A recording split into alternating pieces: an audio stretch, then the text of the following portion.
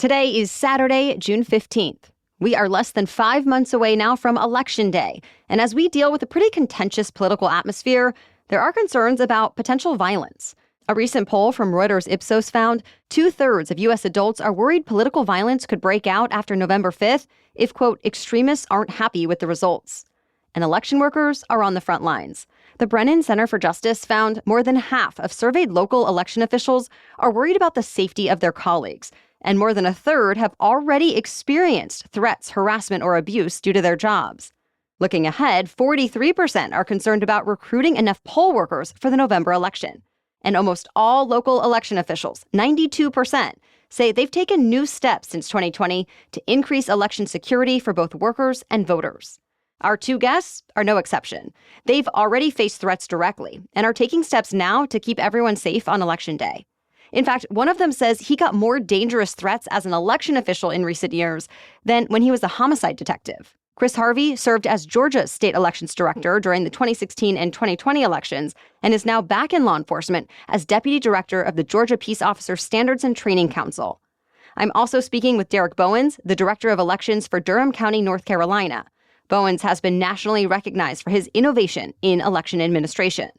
And they're both members of the bipartisan Committee for Safe and Secure Elections. It's a group training local governments across the country about how to best prevent and respond to intimidation and even potential violence. They're sharing their personal experiences with threats, how their own districts are making security changes, and why, despite the concerns, they still say Americans can and should feel safe and confident casting their ballots. Welcome to the Newsworthy Special Edition Saturday, when we sit down with a different expert or celebrity every Saturday to talk about something in the news. Don't forget to tune in every Monday through Friday for our regular episodes, where we provide all the day's news in 10 minutes. I'm Erica Mandy. It's now time for today's Special Edition Saturday. Derek Bowens, Chris Harvey, thank you so much for joining us here on the Newsworthy. Happy to be here. Thanks for having us. So recent reports have talked about increased threats against election workers and even more election workers resigning because of some concerns about their safety. So I'd like to hear from each of you about whether you've seen this in your own roles and what your own experiences have been. And Chris, I definitely want to talk about your role as a law enforcement officer, but first, I just want to mention you were elections director in the Georgia Secretary of State's office for 6 years. And we all know there were unfounded claims of illegal ballot stuffing during the 2020 election. There were accusations of election interference during that. What did you experience then from a threats and safety perspective? Well, after the 2020 general election, we had a 2 Senate seat runoff in January of 2021. And so while all this was brewing, on the eve of the Senate runoff, I got an email to my personal email saying that I'd better say goodbye to my family because it was the last time they were going to see me. They put a picture of my house, my home address on the dark web. And so I was able to get the local police department to provide some police protection. But I saw it throughout the state of Georgia, the aftermath of the 2020 election. And Georgia has really kind of been at the epicenter of a lot of this stuff. Secretary Raffensperger at the time was under 24-hour police protection.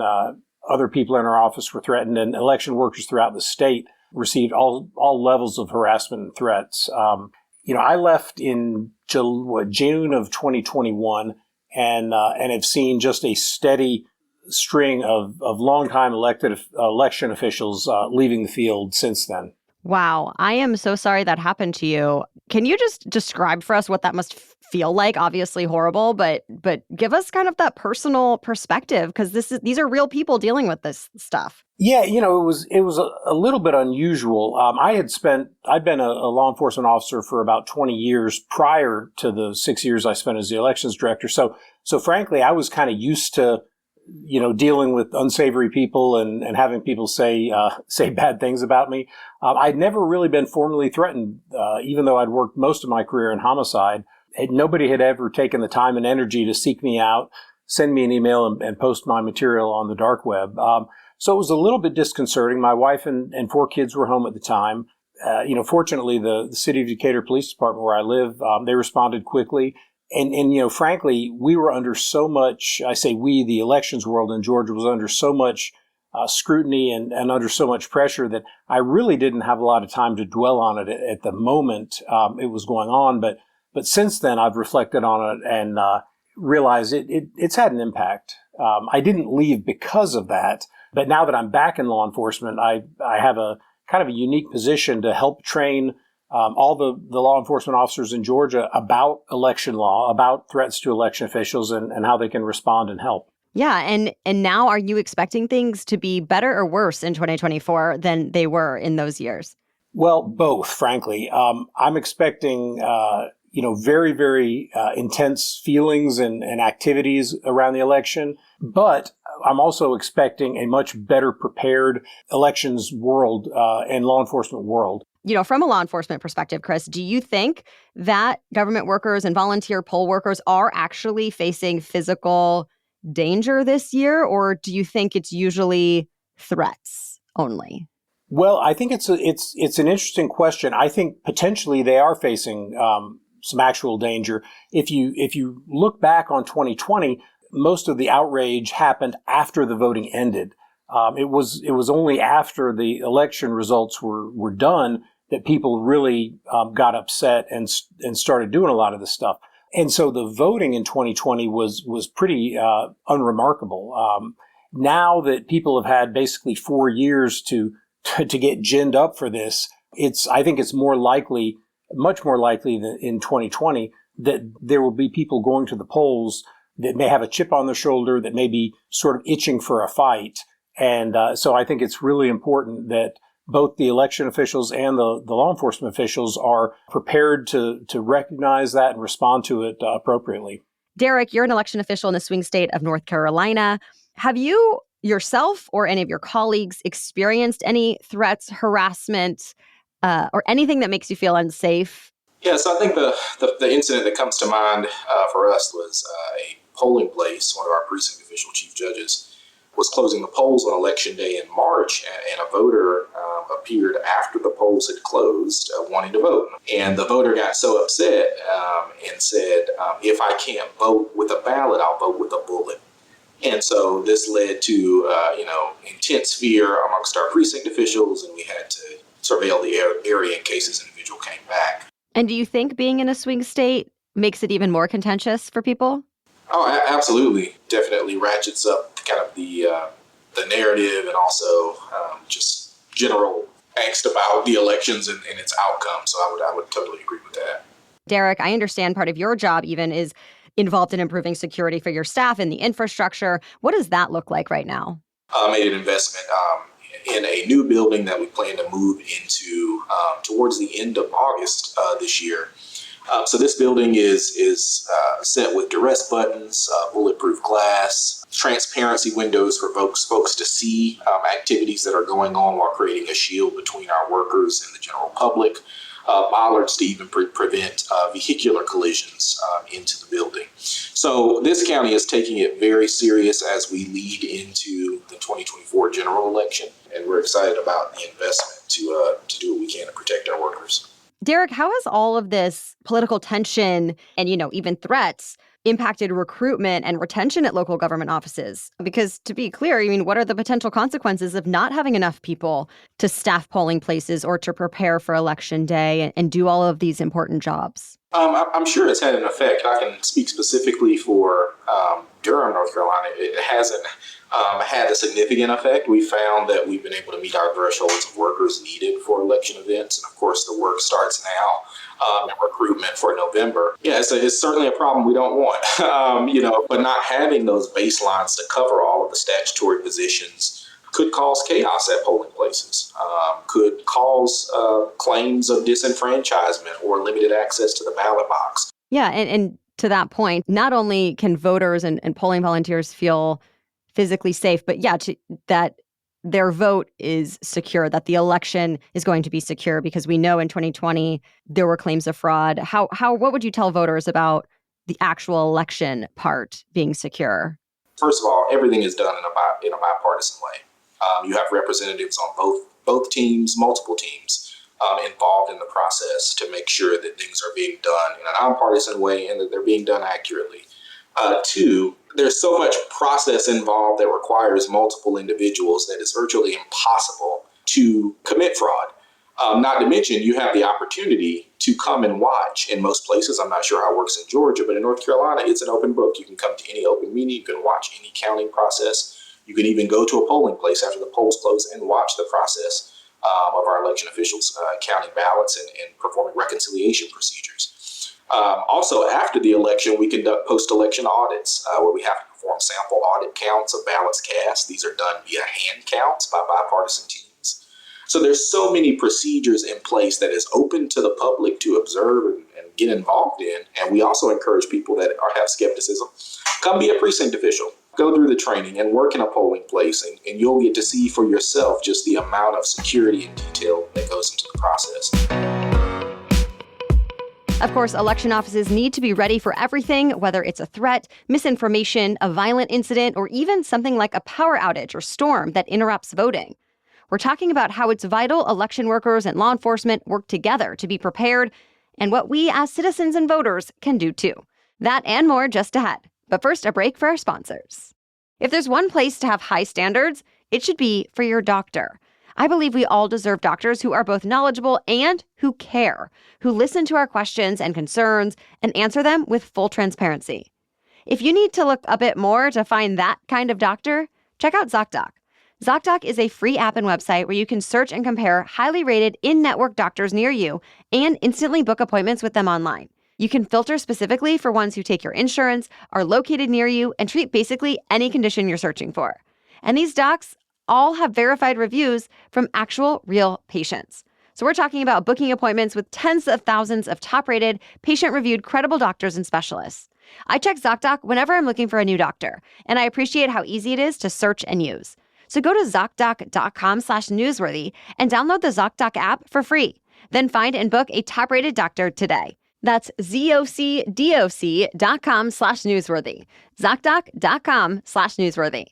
The Newsworthy is also brought to you by CrunchLabs. CrunchLabs Build Box is a STEM subscription where your kids get a really fun build-it-yourself toy in the mail. I actually put one of them together with my 3-year-old son since he always loves to see how things work. So even though we had to do it as a team because he's still too young to do it on his own, we both loved this project together and had fun playing with the final creation at the end. Older kids can build this on their own, and parents, that will of course make your life easier as you get a little time to yourself to get things done or relax. In fact, this summer, Camp CrunchLabs is perfect for kids around 8 and older. It's a virtual summer camp where kids get 12 build-it-yourself toys with one shipped every week. It's going to get your kids thinking like little engineers and showing off their newly built toys to their friends. They also get access to exclusive videos and weekly challenges. So last year, more than 1 million people tuned in each week to watch camp and try their luck at these challenges. So get this limited Camp CrunchLabs subscription and you get 2 boxes free, which is a $60 value. Simply go to crunchlabs.com/newsworthy to sign your kids up for Camp CrunchLabs today. Again, get 2 boxes free when you sign your kiddos up for Camp CrunchLabs at crunchlabs.com/newsworthy. Okay, now back to our conversation. When it comes to increased security for elections, is there any element of sadness that we have to do these things? It's something that definitely is needed and we think necessary regardless of what the environment is. That said, it is unfortunate that we do have to operate in this space to be concerned about things that election officials would have never been concerned about, as I would say, prior to 2016. One great thing about the Committee for Safe and Secure Elections, and I believe Chris is a part of this as well, is we go around the country and conduct tabletop exercises. It's essentially operating scenarios that could occur on election day or once the voting period starts that election officials would have to respond to.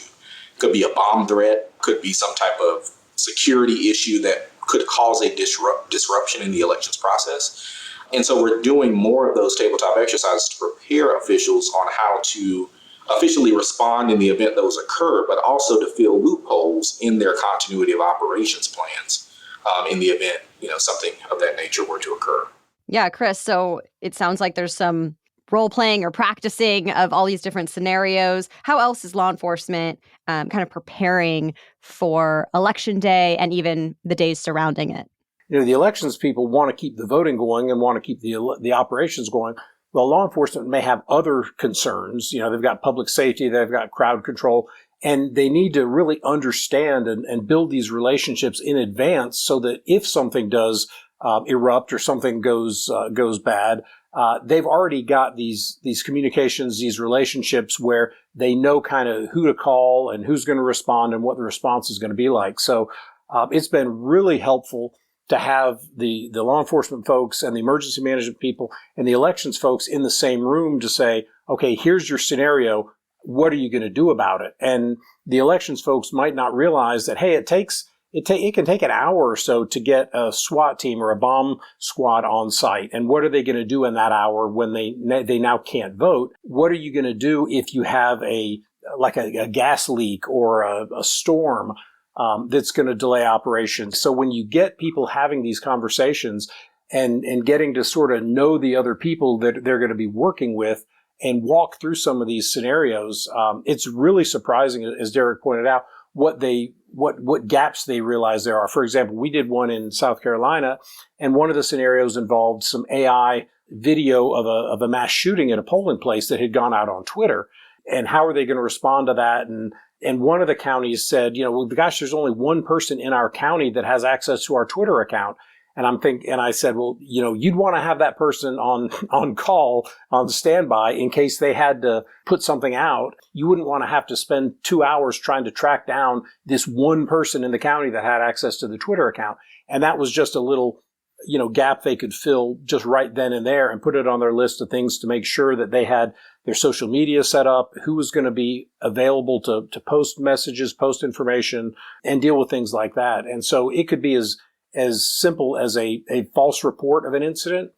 It could be something as major as a violent event at a polling place. And they just have to realize that they've got different roles, they've got different expectations, but in an incident like that, they're going to have to work together. Yeah, such good examples. Everybody plays such an important role, and I love hearing how that collaboration matters. For people who are listening, wondering if their local officials and their local law enforcement are having these conversations, what do you suggest to them? Can they reach out and make suggestions, or what can they do to help? Well, I can say in Georgia, there's a very good chance that your people have been having these conversations, because we've been doing tabletop exercises all around the state throughout this year. I've gone to other states and have done them there. But yeah, absolutely. Contact your election office, contact your sheriff or your chief of police and say, hey, do you guys have any plans for how you're going to deal with scenarios? One of the things we talk about in this relationship building process with the elections and the law enforcement world is to actually go out into the community and share some of these preparations and plans. You don't have to get into the nitty-gritty details of everything, but assure the community that you are taking steps to make sure that elections are going to go smoothly and that they're going to be done in a way where you don't have an overwhelming police presence at a polling place, because that can have negative effects also. So it's work with your community groups who may have some concerns about a large law enforcement presence at a polling place or around elections, and say, we have ways to mitigate that. We can use plainclothes officers. We can use unmarked vehicles. We can stay behind the scenes, but know that there are protections in place. And Chris, can you speak to, what voters should know about it being safe for them on Election Day? There are a lot of people involved that you'll never see, you'll never hear about, that are doing things like monitoring social media for possible threats or something that's out there. So I think that, Georgians have demonstrated over the last, 4 years that we've had record-breaking turnout in just about every election. So Georgians, I think, feel confident that their election officials and their law enforcement officials are doing everything they can to keep them safe while providing as much access and as many opportunities to vote as possible. One last, one sentence, final thought, takeaway from each of you. Well, I would say, please come vote. Don't let any false narratives or speculations about elections prevent you from exercising your right to vote. I would also encourage voters to learn more about the voting process and the election process. And the more you learn, the more you know about what's supposed to be happening, what's not supposed to be happening, the more likely it is that you'll be confident when you go and vote. And you'll see these election officials and volunteer poll workers really out in service to their communities. And don't forget to thank them for doing it. Well, thank you so much to our guests, Chris Harvey and Derek Bowens, and to the Committee for Safe and Secure Elections. Learn more about the organization's work, find resources for election officials and law enforcement, and more by visiting their website, safeelections.org. Of course, we'll be keeping you in the know about all things election alongside other news of the day during our regular 10-minute news roundups every Monday through Friday. So join us again for the latest news on Monday. Until then, have a great weekend.